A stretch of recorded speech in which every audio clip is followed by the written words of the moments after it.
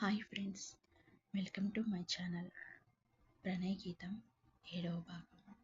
Uncle, చెప్పండి, ఎందుకు మీరు ఇంతగా భయపడుతున్నారు? ఇంతలా భయపడుతున్నారు అంటే మీకు ఖచ్చితంగా శత్రువులు ఉన్నారన్నమాట. వాళ్ళు ఎవరో కూడా మీకు తెలుసు, కానీ మీరు ఏం చెప్పకుండా ఇలా మౌనంగా ఉన్నారు అంటే దానికి కారణం అంటూ చూశాడు ప్రణయ్ రఘురాం వంక. ప్లీజ్ ప్రణయ్, ఇంక ఎవరు ఏమీ మాట్లాడద్దు దయచేసి అని రఘురాం ప్రణయ్తో అనేసరికి గీతా ప్రణయ్లు ఇద్దరూ కూడా మౌనం వహించారు. విషయం ఏమిటి అని తర్వాత నిదానంగా తెలుసుకుందాం అని. తర్వాత గీత హాస్పిటల్ నుండి ఇంటికి వచ్చింది. ప్రణయ్ గీతని కొన్ని రోజుల పాటు ఆఫీస్కి రావద్దు అని, రెస్ట్ తీసుకోమని చెప్పాడు. ప్రణయ్ తన మీద చూపిస్తున్న అభిమానానికి ఎంతో పొంగిపోయింది గీత. తనకి తెలియకుండానే ప్రణయ్ని ఇష్టపడటం మొదలుపెట్టింది. ఒకరోజు రఘురాం కూతురుని పిలిచి తనతో, అమ్మా గీత, నువ్వు నీ జాబ్కి రిజైన్ చెయ్యి, మనం ఈ విజయవాడలో ఉండద్దు అని చెప్పాడు. తండ్రి మాటలు విన్న గీతకి, అంటే ప్రణయ్ చెప్పింది నిజమే, మాకు శత్రువులు ఉన్నారు, ఆ శత్రువులు ఎవరో తెలుసుకోవాలి అని అనుకున్నది బలంగా. దానిలో భాగంగా తండ్రి వైపు చూసి నాన్న అని పిలిచింది. ఏంటమ్మా అని అడిగాడు రఘురాం కూతురు పిలుపు విని. నాన్న, నాకు ఒక మాట ఇస్తారా అని అడిగింది. దేనికమ్మా అని కూతుర్ని ప్రశ్నించాడు రఘురాం. కూతురు మనసులోని అంతరార్థం గ్రహించక, మాట ఇవ్వండి నాన్న, చెప్పండి, ఇస్తారా లేదా అని అడిగింది మళ్ళీ గీత. కూతురు మనసులోని భావం గ్రహించలేని రఘురాం, సరే సరేనమ్మా, మాటిస్తున్నా, ఏంటో చెప్పు ఇప్పటికైనా అని అడిగాడు. నాన్న, మీరు మాటిచ్చారు, మాట తప్పకూడదు అని అన్నది తండ్రి వైపు చూస్తూ.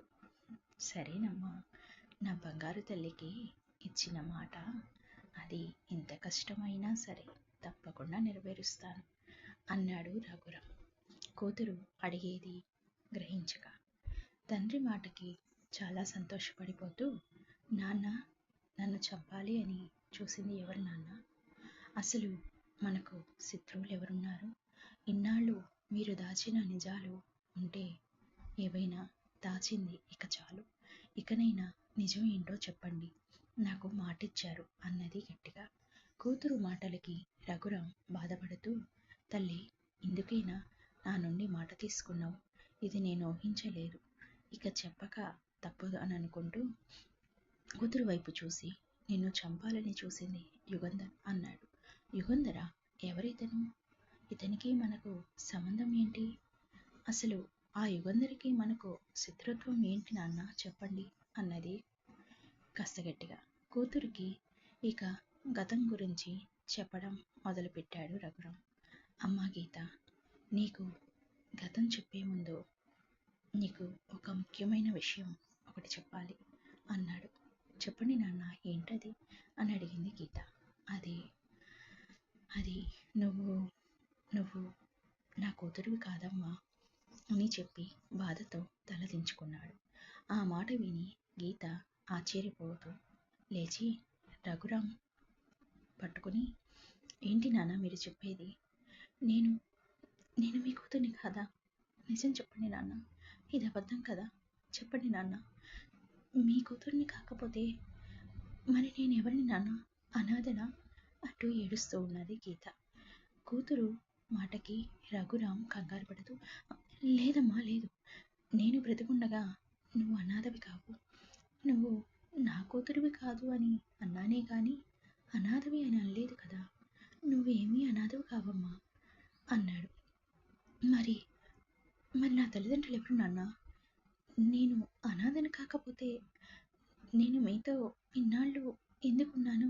నిజం చెప్పండి నాన్న ప్లీజ్ అని కూతురు అడిగేసరికి, తల్లి నువ్వు ఆనంద్ వర్మ తేజ గారి ఏకైక కూతురివి. నీ తల్లి పేరు మృదుల. నువ్వు వారికి ఒక్కగానొక్క కూతురివి. ఆ ఇంటికి వారసురాలివి.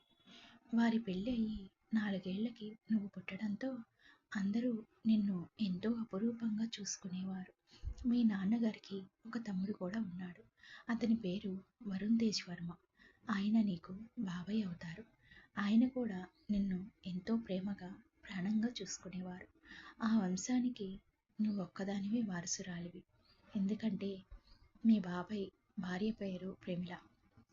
వారికి పిల్లలు కలిగే అవకాశం లేదు అని డాక్టర్ చెప్పారు. దాంతో వారు ఆ బాధని నీ మీద ప్రేమగా మార్చుకుని నిన్ను ప్రేమగా చూసుకుంటూ ఆ సంతోషంలో ఆ బాధను వారు మర్చిపోయారు. అలా నిన్ను ఆ అన్నదమ్ములిద్దరూ కూడా వారిద్దరి ముద్దుల బిడ్డగా నా కూతురు వారి కూతురు అనే భేదం లేకుండా చూసుకునేవారు. అసలు నువ్వు మీ తల్లిదండ్రుల దగ్గర కన్నా ఎక్కువగా మీ పిన్ని బాబాయిల దగ్గరే ఆడుకునేదానివి. మీ తాతగారు అయిన ఫణీంద్ర భూపతి వర్మ గారు నీ మీద ప్రేమతో నువ్వు పుట్టగానే ఆస్తి మొత్తం నీ పేర రాయించారు. అది చూసి మీ నాన్న బాబాయ్ వాళ్ళు ఎంతో సంతోషించారు. అలా సంవత్సరం గడిచింది. నువ్వు పుట్టి సంవత్సరం అవడంతో నీ పుట్టినరోజు వేడుకలు ఘనంగా చెయ్యాలని ఏర్పాట్లు చేస్తున్నారు. Thanks for watching. Please subscribe my channel friends.